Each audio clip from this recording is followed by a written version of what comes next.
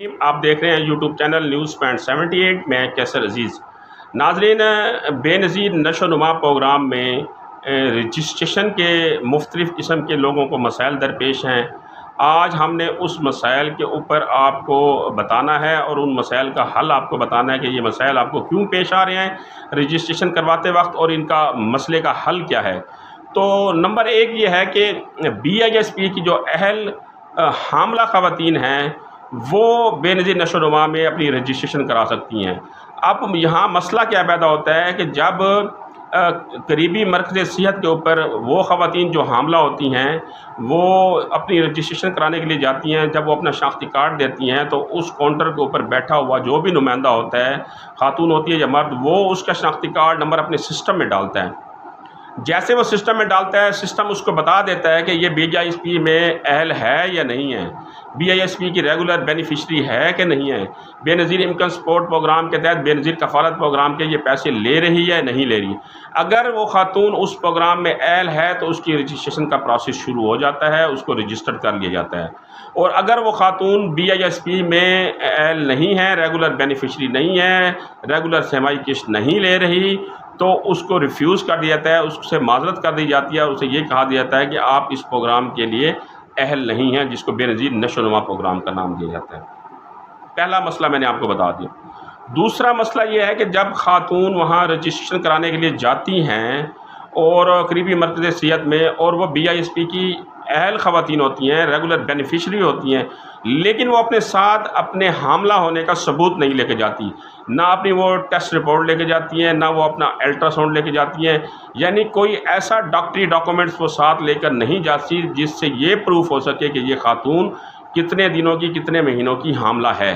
کیونکہ حاملہ خواتین کا وہاں اندراج ہونا ہے تو اس کے لیے آپ کے پاس ڈاکٹری کوئی نہ کوئی پروف ہونا ضروری ہے۔ تو وہاں جب آپ جاتی ہیں تو آپ کو رجسٹریشن کے اوپر مسئلہ پیدا ہوتا ہے، آپ کو واپس بھیج دیتی ہیں، جی پروف لے کر آئیں، تو آپ کو بار بار وہاں چکر لگانے پڑتے ہیں۔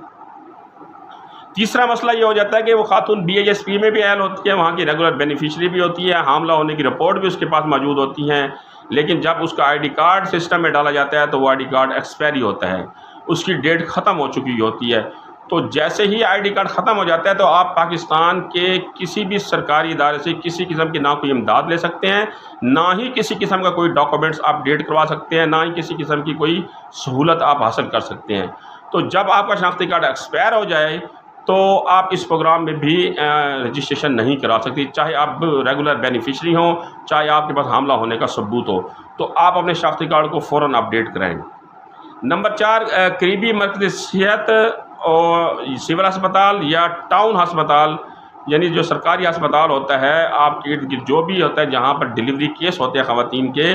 اس خواتین کے ہسپتال میں جا کر آپ رجسٹریشن کروا سکتی ہیں۔ اس کے علاوہ آپ کسی اور ہاسپٹل میں جا کر رجسٹریشن نہیں کروا سکتی۔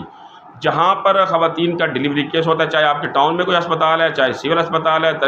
قریبی مرکز صحت ہے، جہاں پر خواتین کے مسائل کے اوپر ان کو آگاہی دی جاتی ہے، وہاں جا کے آپ رجسٹریشن کرا سکتی ہیں۔ بہت سی خواتین دوسرے ہسپتالوں میں چلی جاتی ہیں، پرائیویٹ ہسپتالوں میں چلی جاتی ہیں، وہاں دھکے کھاتی ہیں، وہاں ان کی رجسٹریشن نہیں ہوتی۔ اور نمبر 5 جو اس میں یہ ہے کہ بچے کی پیدائش سے 2 سال کی عمر تک وظیفہ لینے کے لیے ضروری کاغذات کون سے ہیں۔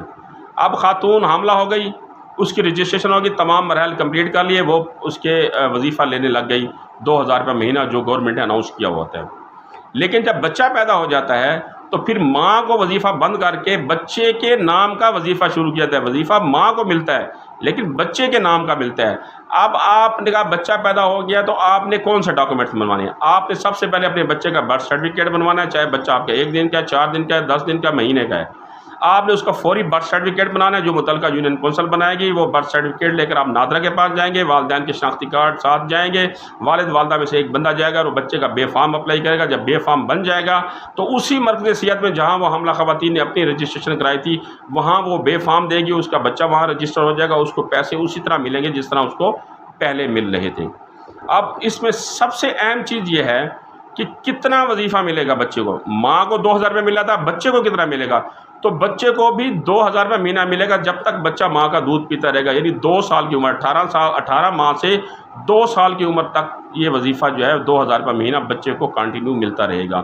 تو یہ بے نظیر نشو و نما پروگرام کے بارے میں کچھ سوالات تھے جسے میں نے سیدھا سیدھا کر کے آپ کو اس کا مختصر جواب دیا ہے تاکہ آپ لوگوں کے لیے آسانی پیدا ہو۔ اس طرح کی مزید معلوماتی ویڈیو تک آپ اگلی ویڈیو تک میرا انتظار کریں۔ میں انشاءاللہ اگلی ویڈیو میں پھر آپ کو ایک نئی معلومات دوں گا۔ تب تک اللہ حافظ۔